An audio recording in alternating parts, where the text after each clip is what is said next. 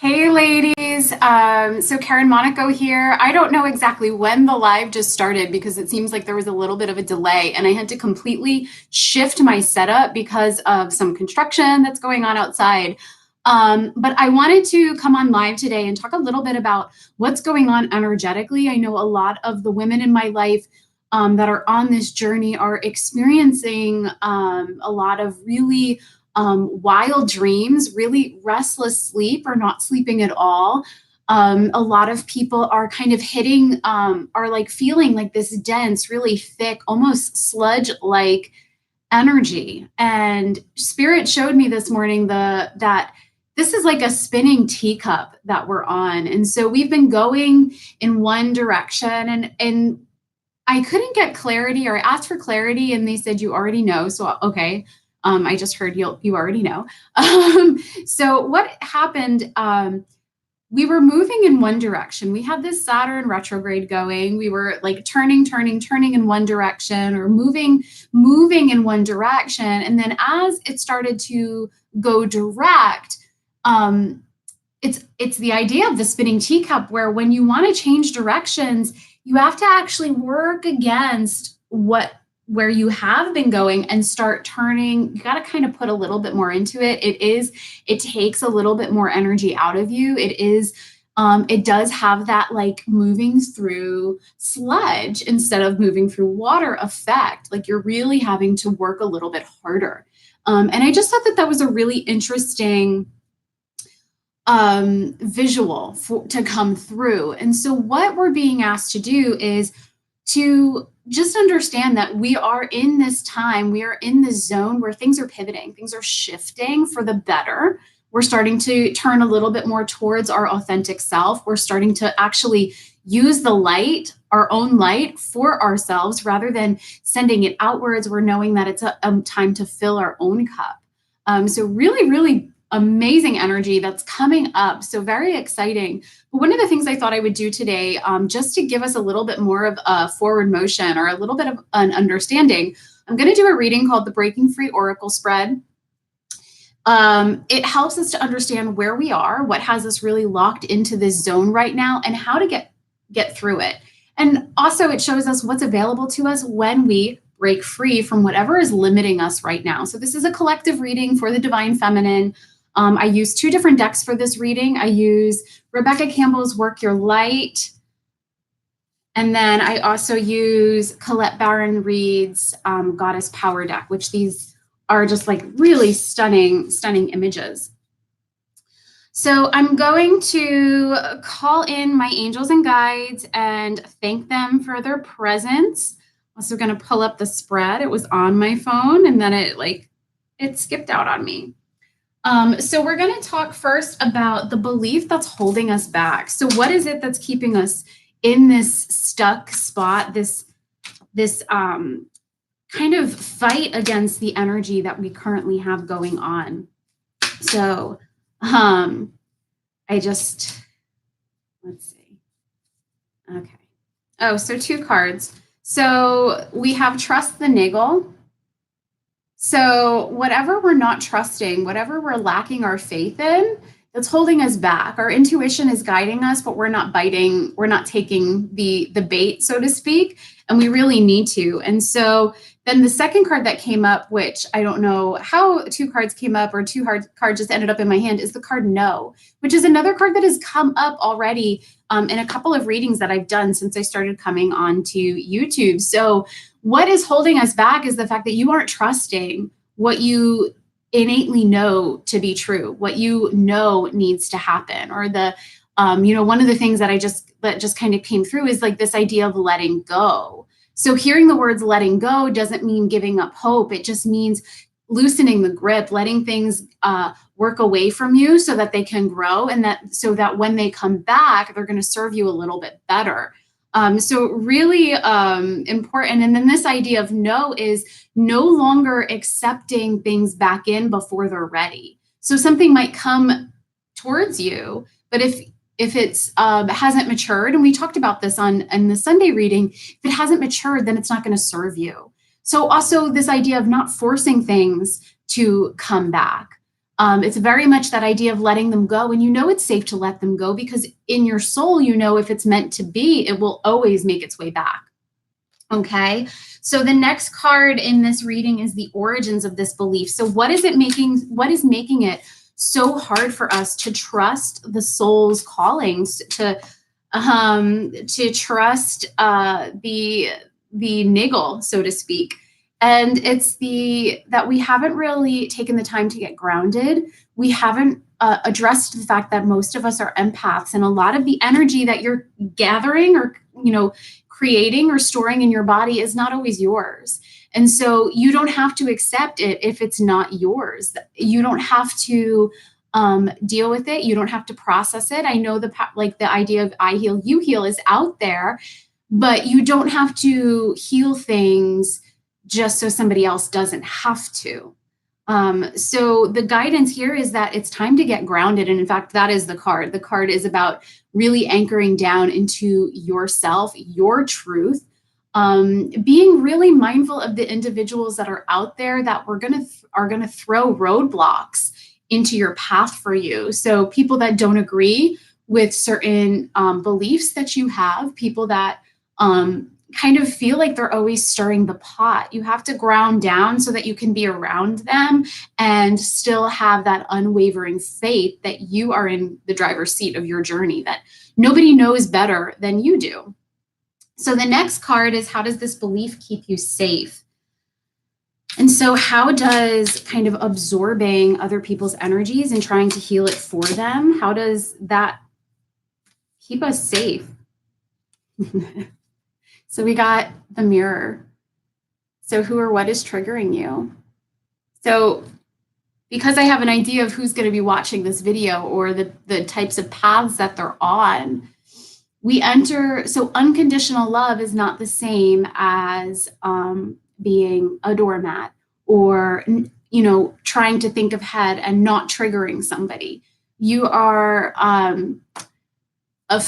potentially afraid that someone's going to run or you're going to push something further away from you, when sometimes it needs to be further away so that they can do the work, or that situation can sort itself out, whether it be a person or a scenario that needs to play out, but not within your own energetic space. So it is the constant trying to think 3 steps ahead, like I can't do this because then this will happen, or I can't say this or act this way because then this person's going to be upset. So you have to actually step out of that and be okay with somebody taking a step back, or a situation being put on the back burner, so that you're not absorbing all of that energy because it might not be yours.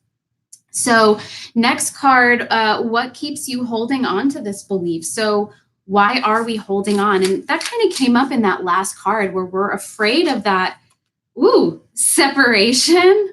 4 cards. All right. So take a break.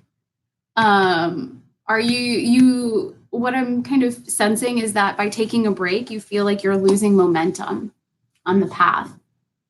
Breaks are essential. So you can't just go without taking a break, because you will experience spiritual burnout. You will actually backtrack, has been my experience when I try to push past something that doesn't feel authentic. I find that then the break is forced on me, and it's not a good thing. So take the break. I also got pillar of light. So when you take that break, know this, that your energy is going to rise, your vibration is going to lift, and you're going to step into your personal spiritual gifts. And that's a lot of what this journey is about, is finding yourself spiritually, accepting that we're all one, that we're all reflections, we're all the mirror for everybody else. A lot of self-care in these cards that fell out. So fill up your well. So this goes back to connecting your spiritual experience to the physical body, not just sitting and meditating, but taking that peace that you cultivate there and finding ways to integrate that into your day-to-day life. And so what this means is that you're going to step into the role of priestess. You're going to step into the idea that you are here to lead. You're going to step into your purpose. So I'm not really surprised that that card came out. So whatever your purpose is, I'm feeling like you might be a little afraid of it. And that's okay. That's actually good, because that means that you have room to grow into it, and go with that. Stick with that. Okay. So what keeps you holding on to this belief? The Great Gathering. So it's all coming together, intuitive hits and soul tribe. So one of the things that I hear a little bit is that when we're in our soul tribe, we all tend to spiral at different times. And so if you are an empath, which most of us are, we can kind of get triggered by other people's spirals where we help them through, and then we ourselves start to spiral. So this is where that guidance to get grounded, to connect to nature, to connect to your own rhythm is really, really important. And it's vital that you start to connect with what is yours, what is your part of this journey, and not always just welcoming in the energy of somebody else. So this is that idea of spinning teacup yet again, because you are spinning the cup. You have the wheel. So there are times when others, they might slow you down, but take that step back and connect to your light, your energy, fill up your well, and know that by doing that, you naturally step into this role of leader. Okay. Some people think it might be, you can call it boundaries, but what you're doing is showing your soul tribe, the people that are gathering, like I said, this is the Great Gathering. My lighting is ever bad. The Great Gathering, you're showing them how it's done. Okay. And so how do we heal? Just say yes. So say yes to the healing. Don't fight it. So everything you're hearing, find what resonates within this reading, and take, even if it's just one little nugget, like my soul tribe constantly spirals, or yes, I'm constantly like preventing other people from being hurt because I don't want them to be hurt. And so therefore I'm doing myself a disservice. Say yes to that little nugget of wisdom in the reading, everything that's come before, address in what ways you are not trusting that feeling within, in what way you're saying no to it, and understand that maybe it's time to start trusting yourself a little bit more, that you are the authority of your journey and of your path. And when you step into that role, then our guides are able to really create alongside us and collaborate with us and make true magic happen. So next card, who can I turn to for support? And so this is going to be our first goddess card. Isis. She comes up all the time. This is the idea of rebirth.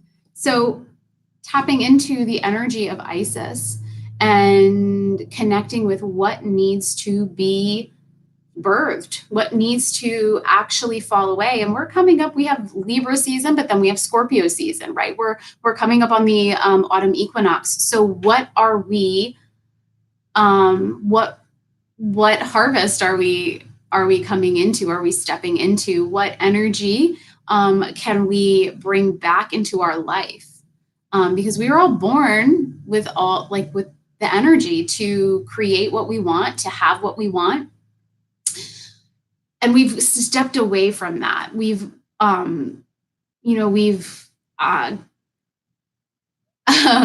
have to decide what we want to birth or rebirth or bring back in. Okay, we need to be very conscious about that, and conscious about the conditions in which it's allowed back in, or we give birth to it. Okay, so Isis is an amazing goddess to connect with, whatever path you're on. And so what is available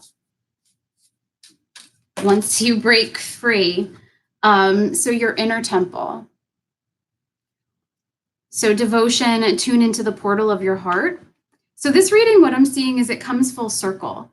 So it starts out that we're not trusting our soul. We're not trusting the urges or the desires.